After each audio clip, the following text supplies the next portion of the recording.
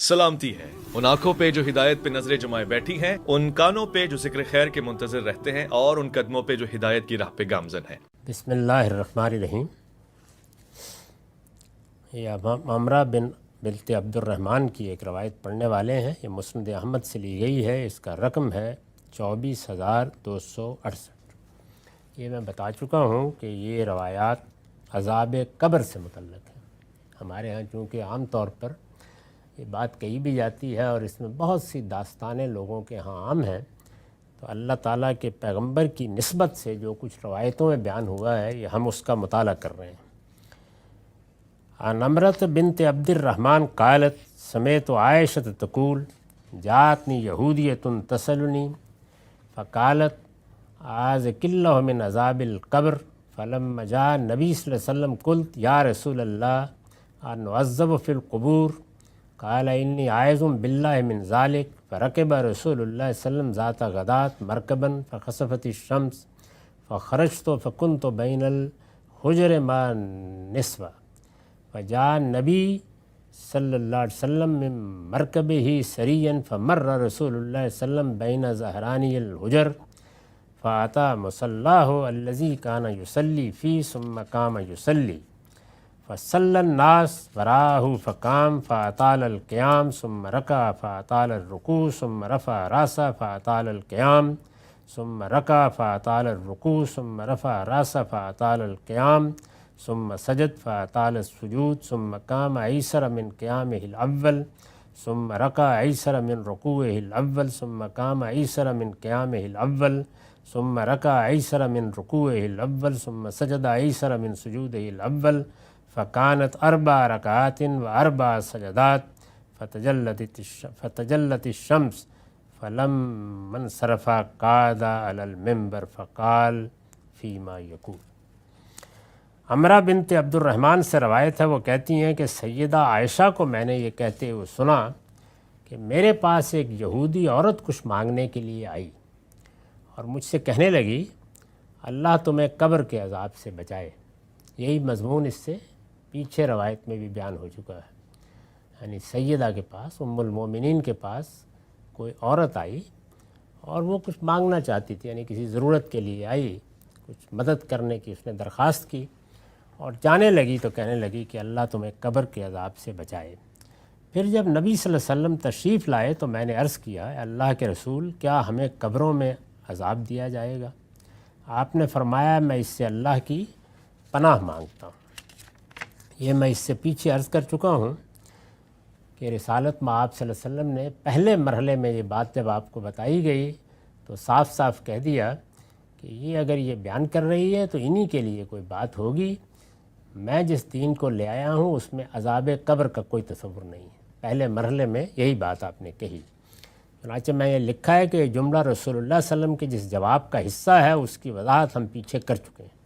اس سے آپ یہ بھی سمجھ سکتے ہیں کہ جب راوی حضرات رسالت میں آپ صلی اللہ علیہ وسلم کے اس طرح کے واقعات بیان کرتے ہیں تو اس میں اسی طرح کی غلطیاں ہوتی ہیں جیسے ہم کسی چیز کو بیان کریں تو اس میں ہوتی ہیں۔ یہی جملہ، یہی گفتگو، یعنی ایک یہودیہ آئی ہے، اس نے ایک بات کہی ہے، یہ آپ دیکھیں گے کہ ایک روایت میں ہے تو اس میں ایک جملہ اس کا روایت کر دیا ہے، دوسرے میں دوسرا جملہ بھی آ گیا ہے، تیسرے میں تیسرا جملہ بھی آ گیا ہے، تو گویا یوں سمجھ لیجئے کہ اگر یہ سب ہمارے سامنے نہ ہوں تو بات کے کوئی معنی نہیں بنتے، لیکن سب کو جمع بنے تو پھر اس کے بعد کچھ تصویر بن جاتی ہے کہ کیا بات کہی تھی۔ تو یہ کہتی ہیں کہ میں نے عرض کیا اللہ کے رسول، کیا ہمیں قبروں میں عذاب دیا جائے گا؟ آپ نے فرمایا میں اس سے اللہ کی پناہ مانگتا ہوں۔ پوری بات یہ تھی جو میں نے آپ کو بتا دی ہے اور یہ دوسری روایتوں سے معلوم ہوتی ہے۔ بس یہ بات ہو گئی، نبی صلی اللہ علیہ وسلم نے اس کو نہیں مانا۔ پھر ایک دن کیا ہوا کہ رسول اللہ صلی اللہ علیہ وسلم سواری پر سوار ہوئے، اسی دوران میں سورج گرہن ہو گیا، یعنی کہیں غالباً جانے کا ارادہ ہوگا، تو سواری پر سوار ہوئے، دیکھا کہ سورج گرہن ہو گیا۔ میں بھی نکلی اور ابھی دوسری عورتوں کے ساتھ آپ کے حجروں کے درمیان ہی تھی، یعنی ابھی گھر سے نکلی تھی کہ نبی صلی اللہ علیہ وسلم اپنی سواری سے اتر کر تیزی سے آئے۔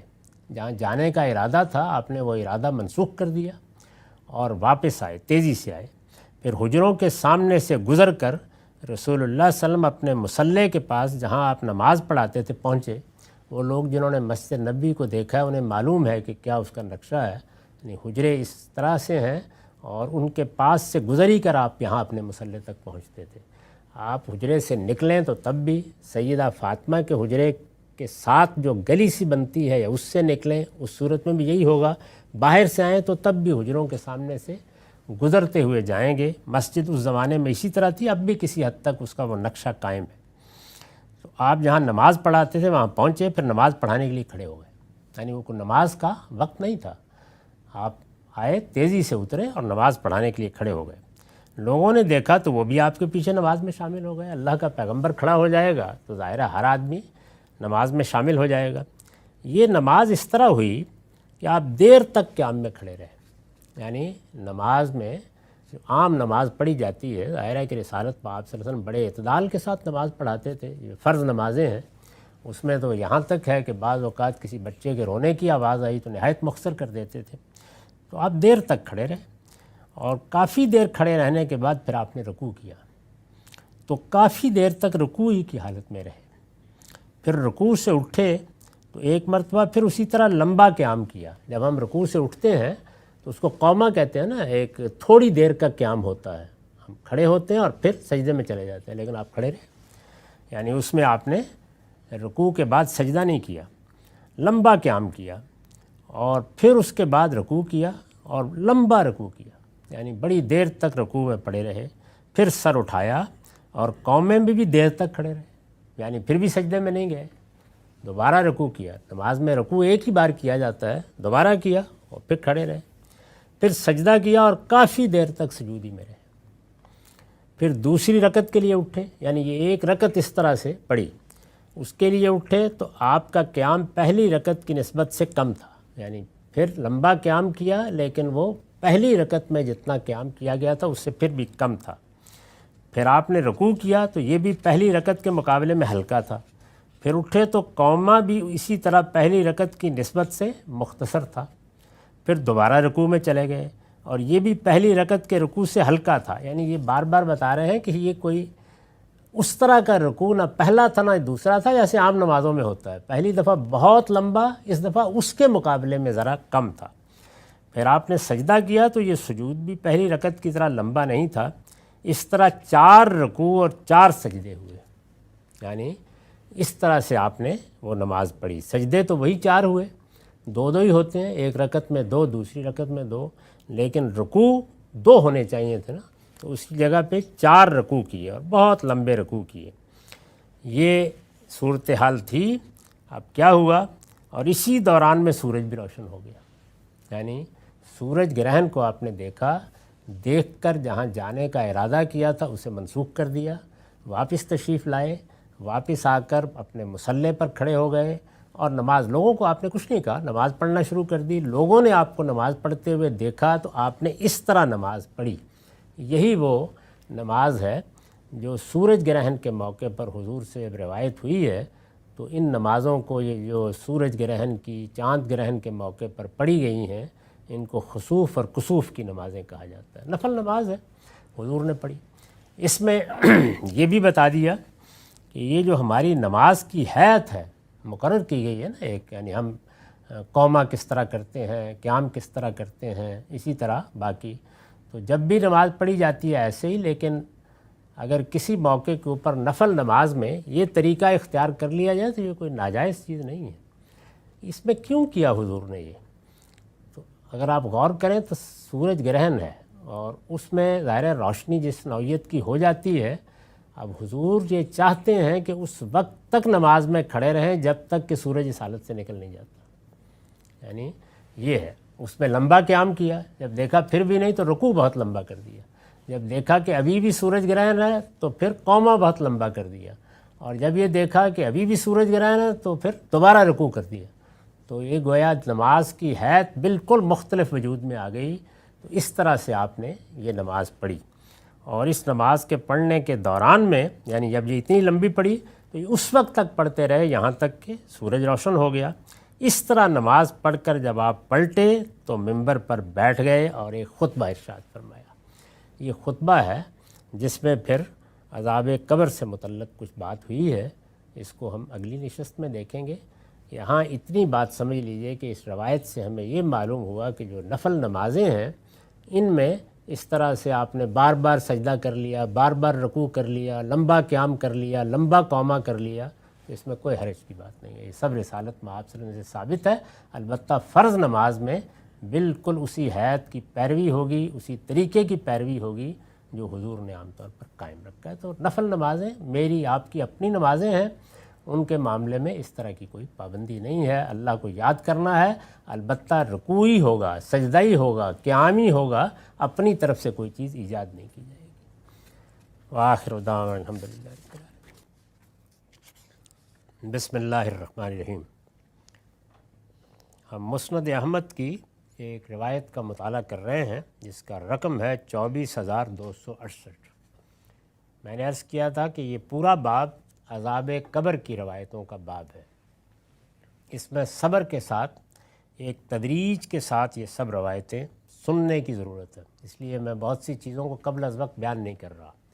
उसूल में हम ये बता चुके हैं कि जब भी कोई चीज़ रिसालत मआब सल्लल्लाहु अलैहि वसल्लम से इस तरह पहुँचेगी, इस तरह पहुँचेगी से मुराद क्या है कि कुरान मजीद अल्लाह के पैगंबर ने हमको पहुँचाया, बलागे मुबीन किया, एक एक शख्स के हाथ में दिया, वो इजमा और तवातुर से मुंतकिल हो गया, वो अल्लाह की किताब है।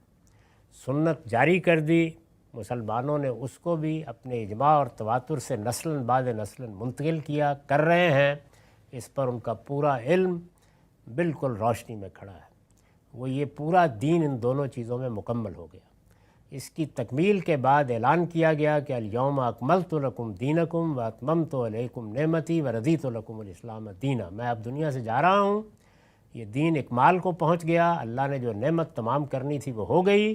अब तुम्हारे लिए अल्लाह का यही दीन है क़यामत तक, और अल्लाह ने इसी को पसंद किया है। तो ये कुरान और सुन्नत की सूरत में हमारे पास मुसलमानों के इजमा और तवातुर के साथ मौजूद है। इसके बाद हुजूर की सीरत से मुतल्लक़, आपके ज़िंदगी के अहवाल से मुतल्लक़, या आपके किसी खुतबे, आपकी किसी तसरीह, किसी सवाल का जवाब, इसको लोगों ने रवायत करना शुरू किया। ये जो चीज़ें हैं इनको अखबार अहाद कहते हैं इल्म की इस्तिलाह में, और आम गुफ्तगू में हम कहते हैं हदीसें, अहादीस। यानी ये क्या है? ये रिसालत मआब सल्लल्लाहु अलैहि वसल्लम के ज़माने की तारीख़ है। यानी अगर तारीख़ रसूलुल्लाह के हवाले से बयान होगी तो उसके लिए हदीस, अगर सहाबा के हवाले से बयान होगी तो आसार, और अगर बाद में आम लोगों के हवाले से होगी तो तारीख़। तो हमारे यहाँ ये इस्तिलाहात इस तरह बोली जाती है। तो ये जो तारीख़ी रवायात है हुजूर के बारे में, उसमें ये एक वाक़या बयान किया गया है। उसमें जब वाक़या बयान किया जाता है तो ज़ाहिर है कि रावी हज़रात उसमें बाज़ चीज़ें हज़्फ़ कर देते हैं, बाज़ की ताबीर गलत कर डालते हैं, तो सब कुछ सामने रख के उसको देखना पड़ता है। तो मैं इससे पहले अर्ज़ कर चुका कि उसको देखते वक्त कुछ चीज़ें तो वो हैं जो रवायत के बारे में तहकीक की जाती हैं, कौन है, किन्होंने रवायत की है, कहाँ पाए जाते थे, इनकी आपस में कोई मुलाकात का भी इम्कान है या नहीं, तारीख़ी सूरत-ए-हाल क्या है, हाफ़ज़ा कैसा था, किरदार कैसा था, ये सब चीज़ें देखी जाती हैं। उसके बाद फिर हम ये देखते हैं कि अल्लाह की किताब और सुन्नत में जो दीन दिया गया उससे क्या ताल्लुक़ है इनका।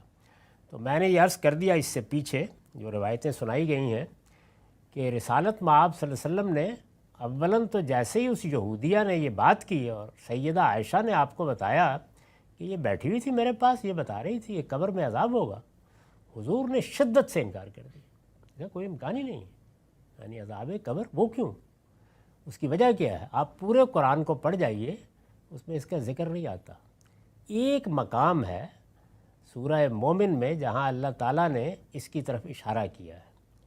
तो मैंने ये अर्ज़ किया है कि या तो वो सूरा उस वक्त तक नाजिल नहीं हुई थी, ये माना जाए, ये इसलिए मानना मुमकिन नहीं कि ये गुफ्तगू मदीने में हो रही है, मक्के में नहीं है, और सूरा अपने मज़मून से बता रही है कि वो मक्के में नाजिल हो चुकी है।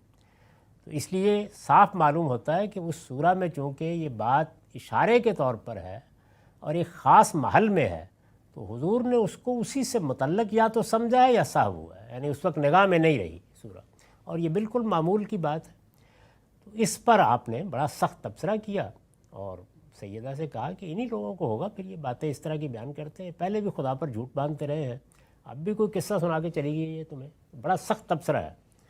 لیکن اس کے بعد آپ تشریف لائے اور آپ نے کہا کہ مجھے بتا دیا گیا ہے کہ اس میں میری رائے صحیح نہیں تھی، عذاب تو ہوگا۔ تو یہ میں آپ کو سنا چکا ہوں۔ اب ظاہر ہے کہ قرآن مجید میں چونکہ یہ اشارہ موجود ہے، وہ کیا اشارہ ہے؟ وہ یہ ہے کہ فرعون پر اللہ کے پیغمبر موسیٰ نے حجت تمام کر دی۔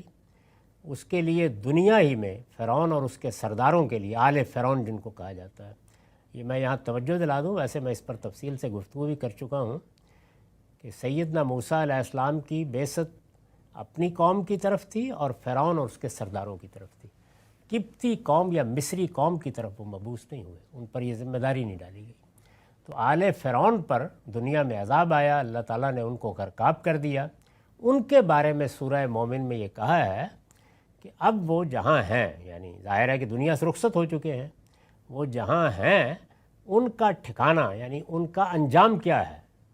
وہ آگ ان کے سامنے صبح و شام پیش کی جاتی ہے، یعنی ہیں تو وہ بھی سوئے ہوئے، لیکن ان کے سامنے ان کے ٹھکانہ صبح و شام پیش کیا جاتا ہے، اور اس ذہنی اذیت میں وہ اپنے شب و روز گزار رہے ہیں، یہاں تک کہ پھر اس نیند سے اٹھائے جائیں گے اور قیامت میں الی اشد العذاب، سخت ترین عذاب سے دوچار ہو جائیں گے۔ تو ظاہر ہے کہ یہ تو بتا دیا کہ ایک نوعیت کا ذہنی عذاب اس وقت بھی جاری ہے، لیکن فرعون کے بارے میں تو آدمی یہ خیال کرے گا کہ یہ غالباً کوئی اس کے لیے خاص معاملہ ہے جس کو بیان کیا گیا ہے۔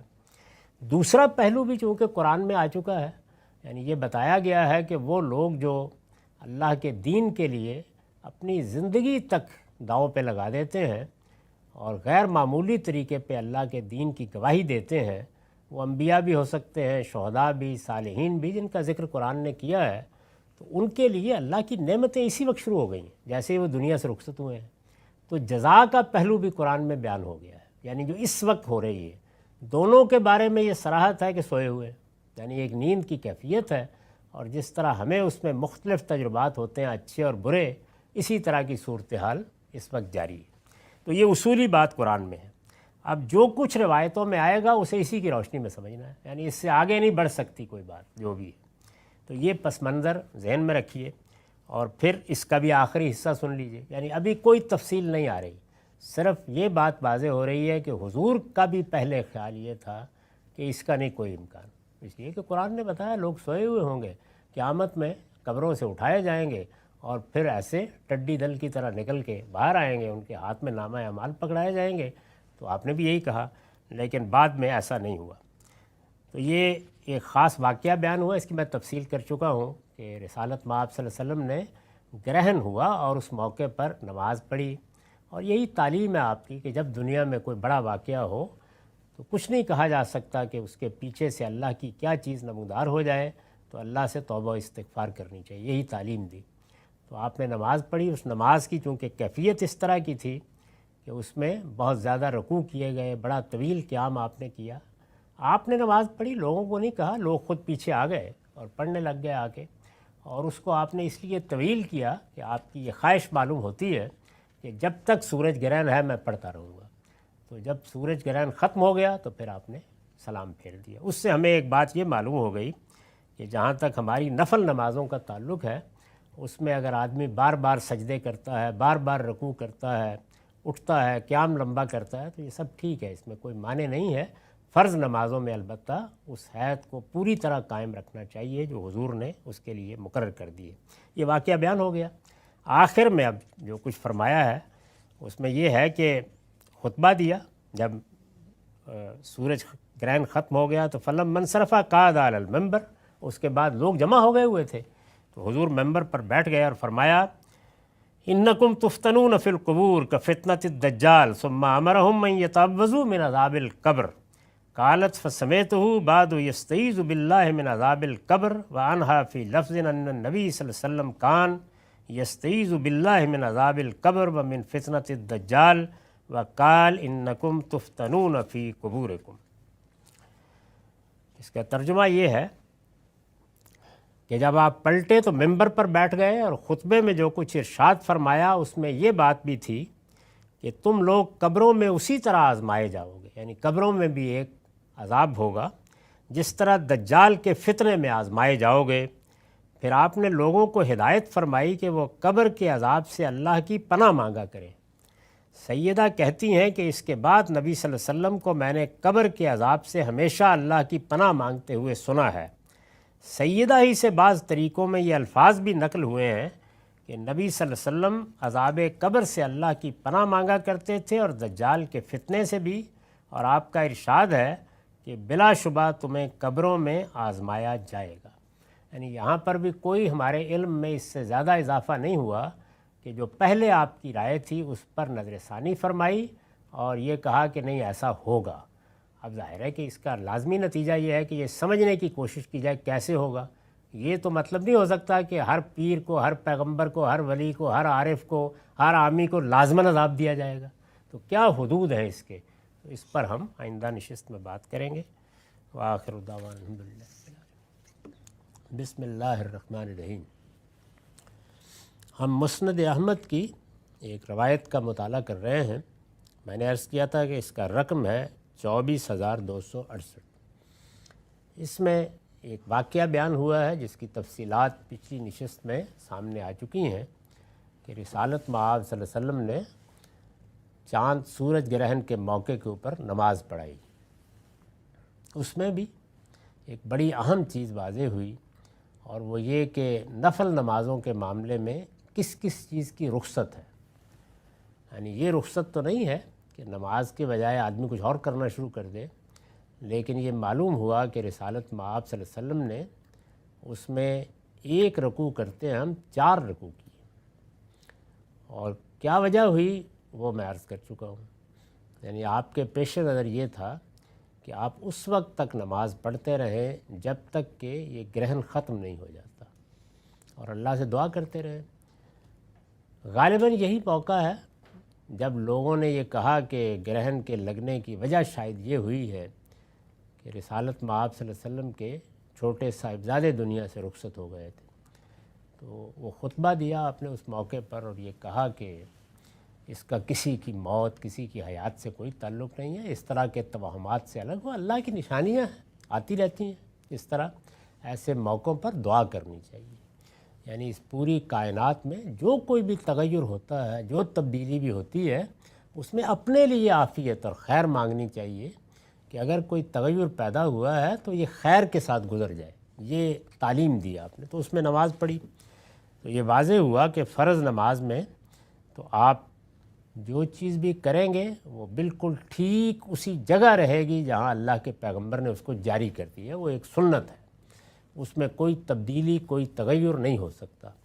لیکن نفل نمازوں کا معاملہ یہ نہیں ہے، تو اس پر میں نے جو نوٹ لکھا ہے وہ پھر سن لیجئے۔ اس سے معلوم ہوا کہ نماز کے ارکان نوافل میں بار بار دہرائے بھی جا سکتے ہیں۔ یعنی آپ کے اوپر ایک کیفیت طاری ہے، آپ نفل پڑھ رہے ہیں، آپ نے بار بار سجدہ کیا، آپ نے بار بار رکوع کیا، کوئی حرج کی بات نہیں، نفل نماز کر سکتے ہیں، حضور نے کیے۔ نبی صلی اللہ علیہ وسلم نے اس موقع پر یہ غالباً اس لیے کیا کہ نماز لمبی ہو اور دعا و انابت کے انہی لمحات میں سورج گرہن ختم ہو جائے، یہ پیش نظر تھا واضح۔ اس کے بعد خطبہ دیا اور اس میں آپ نے 2 چیزوں کا ذکر کیا، ایک یہ کہ دجال کے فتنے سے پناہ مانگے اور دوسرے قبر کے عذاب سے۔ تو یہ اصل میں قبر کے عذاب کی روایتیں ہیں، اس لیے دجال کے فتنے سے پناہ مانگیں، اس پر تو ہم مختصر بات کریں گے، اور جب وہ باب آئے گا تو اس کی تفصیلات ہوں گی۔ یہ عذاب قبر کی روایتیں ہم پڑھ رہے ہیں، تو اس میں جو چیز ہے وہ میں پہلے بھی عرض کر چکا کہ اللہ تعالیٰ نے جب اس دنیا میں ایک نظم بنایا جزا و سزا کا، تو اس میں وہ لوگ جن کی طرف اللہ کے رسول بھیجے جاتے ہیں، یہ بتا دیا ہے کہ ان کی سزا کی ابتدا، اگر وہ منکر ہوں، ان کی سزا کی ابتدا اسی دنیا سے ہو جاتی ہے، یعنی ان پر دنیا ہی میں عذاب آتا ہے، جس کی تفصیلات قرآن مجید میں قوم نوح، قوم عاد، قوم سمود کے بارے میں یہ بھی بتا دیا ہے کہ جس وقت وہ دنیا سے رخصت ہوتے ہیں تو فرشتے ان کا استقبال مجرموں کی حیثیت سے کرتے ہیں۔ اس میں قرآن میں آپ پڑھیں تو بہت سی جگہوں پر فرشتوں کی ان کے ساتھ گفتگو نقل ہوئی ہے جو وہ کرتے ہیں کہ کیا سوال پوچھیں گے، کیا کریں گے۔ پھر یہ بھی بتا دیا ہے کہ ایک ایسی حالت ان پر طاری کر دی جاتی ہے جس میں ان کا ٹھکانہ ان کو صبح و شام دکھایا جاتا ہے، فرعون کا اور آل فرعون کا ذکر کرتے ہوئے سورہ مومن میں یہ بات بتا دی ہے۔ تو اس سے ایک تصویر سامنے آ گئی کہ کیا چیز ہے جس کو عذاب قبر کہا جاتا ہے۔ یہاں پر بھی میں نے اس کی کچھ وضاحت کی ہے، اس کو سن لیں۔ اس میں لفظ استعمال ہوا آزمائے جائیں گے، یہ بالکل اسی طرح استعمال ہوتا ہے جس طرح ہم کسی مصیبت کے موقع پر کہتے ہیں آزمائش آ گئی، تو اصل میں یہ مصیبت کے معنی میں ہے۔ یہ آزمائش یا تکلیف ظاہر ہے کہ انہی کو ہوگی جو اس کے مستحق ہوں گے، یعنی فرمایا نا کہ تم قبروں میں اس امتحان سے گزرو گے، یہ مصیبت آئے گی قبروں میں، تو کن پہ آئے گی؟ یعنی میں نے عرض کیا تھا کیا پیغمبروں پہ آ جائے گی، کیا صالحین پہ آ جائے گی؟ انہی کو ہوگی جو اس کے مستحق ہوں گے۔ یعنی جس طریقے سے اس دنیا میں جزا و سزا کا قانون عدل پر مبنی ہے، ایسے ہی وہاں بھی ہوگا۔ یعنی پیغمبروں کے جو مخاطبین ہیں ان میں ان لوگوں کو بچا لیا جاتا ہے، وہ کشتیوں میں سوار کر کے نکال لیے جاتے ہیں۔ جو ماننے والے ہیں عذاب کن پر آتا ہے؟ انہی پر آتا ہے جو اس کے مستحق ہوتے ہیں، جو اس کے مستحق ہوں گے، اور جن کا معاملہ جیسے کہ پیچھے بیان ہوا۔ یعنی دو چیزیں ضروری ہیں، مستحق ہونا اور معاملے کا ایسا واضح ہونا کہ اس کے لیے حساب کتاب کی ضرورت نہ ہو۔ اور جن کا معاملہ جیسے کہ پیچھے بیان ہوا فرعونیوں کی طرح ایسا واضح ہوگا کہ ان کے لیے کسی حساب کتاب کی ضرورت نہیں ہوگی۔ یعنی قبر میں اب جب لوگوں کو سلا دیا جائے گا تو وہ کون لوگ ہیں کہ جن کو ان کا ٹھکانہ دکھایا جائے گا، جن کے لیے یہ اذیت ہوگی، اور جب تک وہ اٹھائے نہیں جاتے یہ اذیت برابر رہے گی۔ وہ کون لوگ ہوں گے؟ تو معلوم ہوا کہ وہ لوگ ہوں گے کہ ایک تو وہ سزا کے مستحق ہوں گے، اور دوسرے یہ کہ ان کی سزا کے لیے یا ان کے جرائم کے لیے حساب کتاب کی ضرورت نہیں ہوگی۔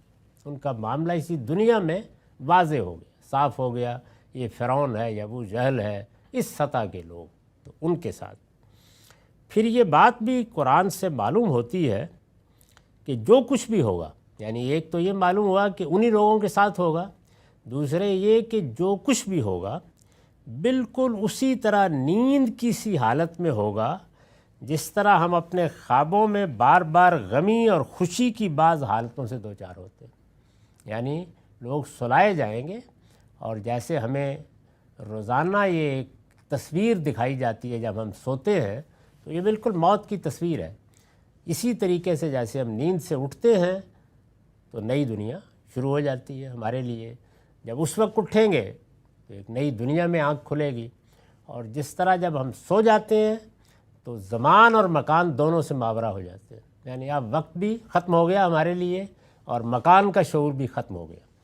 اس میں معلوم نہیں کیا کیا دنیاؤں میں پھرتے رہتے ہیں، درا حالے کہ ہم سوئے ہوئے اپنے بستر پر ہوتے ہیں، اور کتنی دیر تک، چند منٹ بھی بعض اوقات ایسے لگتا ہے جیسے ہزاروں سال میں تبدیل ہو گئے ہیں، اور ہزاروں سال بھی چند منٹ میں گزر جاتے ہیں۔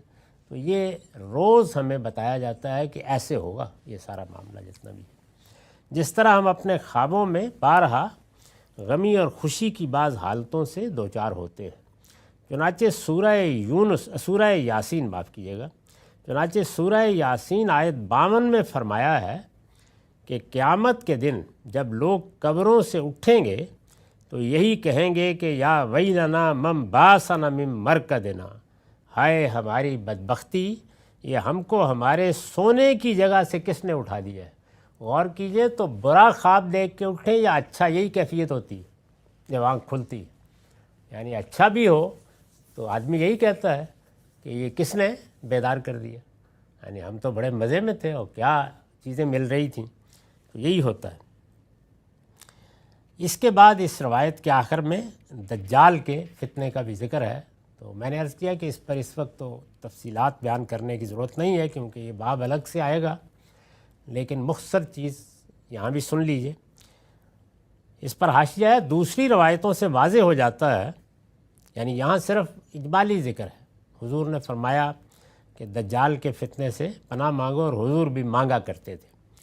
دوسری روایتوں سے واضح ہو جاتا ہے کہ جو اس شخص کے فتنے کا ذکر ہے جو اپنے مسیح ہونے کا جھوٹا دعویٰ کر کے لوگوں کو فریب دے گا۔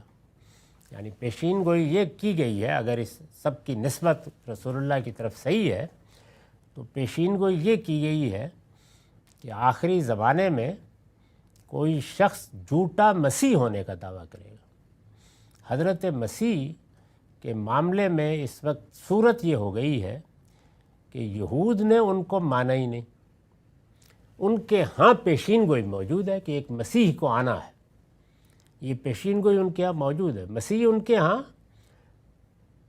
اس معنی میں استعمال ہوتا تھا کہ جس وقت کوئی پیغمبر آتا تھا یا بادشاہ تخت پر بیٹھتا تھا تو اس کے سر پر تیل لگا کر مسح کر کے اس کا اعلان کیا جاتا تھا۔ تو یہ پیشین گوئی تھی کہ یہ کنواری کے پیٹ سے پیدا ہوگا اور یہ خدا کا مسیح ہوگا، یعنی یہ خدا کی طرف سے مسح کیا ہوا آئے گا۔ جیسے آپ نے سنا ہوگا نا، بہت سے لوگ کہتے ہیں کہ فلاں کے پیدائشی ختنے ہوئے ہیں، تو یہ صورت تھی ان کے بارے میں، تو اس لیے ان کو المسیح کہا جاتا ہے، حضرت عیسیٰ علیہ السلام کو۔ تو ان کے بارے میں نے عرض کیا کہ ایک تو یہ مسئلہ پیدا ہوا کہ یہود مانے ہی نہیں ان کو، وہ انتظار کر رہے ہیں ابھی بھی۔ ان کا نقطہ نظر یہ ہے کہ جس مسیح کو آنا تھا اس نے داؤد کی سلطنت بحال کرنی تھی، ہمارا سیاسی غلبہ قائم کرنا تھا، انہوں نے تو کچھ بھی نہیں کیا، بلکہ ان کو پکڑ کر پھانسی دینے کی کوشش کی گئی، تو اس لیے وہ مسیح نہیں ہو سکتے، وہ انتظار کر رہے ہیں۔ اور دوسری جانب خود مسیحیوں کے ہاں بھی یہ خیال پیدا ہو گیا کہ اگرچہ ان کو ان کے بقول، ان کے خیال کے مطابق صلیب دے دی گئی تھی، لیکن وہ اٹھ گئے تھے اور اب وہ دوبارہ آئیں گے۔ تو یہ دونوں ہی، اسے المسیح الدجال اسی بنا پر کہا گیا، یعنی یہ دجال کا لفظ عام ہو گیا، پوری بات جو حضور نے فرمایا المسیح الدجال، وہ جو مسیح ہونے کا دعویٰ کرے گا اور اس کا دعویٰ جھوٹا ہوگا اور لوگوں کو فریب دے گا۔ یہ بالکل قرین قیاس ہے، اس لیے کہ یہود بھی مسیح کا انتظار کر رہے ہیں اور مسیح علیہ السلام کی دوبارہ آمد کا تصور مسیحی اقوام کے اندر بھی موجود رہا ہے۔ چنانچہ کسی شخص کا اس طرح کے کسی دعوے کے ساتھ اٹھ کھڑا ہونا کسی طرح بھی مستبد نہیں ہے، دونوں قومیں انتظار کر رہی ہیں، تو ہر وقت اس کا امکان ہے کہ کوئی شخص اٹھے اور فریب دینے میں کامیاب ہو جائے۔ یہ دجال کا لفظ یہ بتاتا ہے کہ فریب دینے میں کامیاب ہو جائے گا بڑی حد تک، ایمان والے اور سچی بصیرت والے ہی بچیں گے۔ تو خیر یہ روایات ابھی جاری ہیں، اگلی نشست میں ان کا مطالعہ کریں گے۔ وآخر دعوانا الحمدللہ رب العالمین۔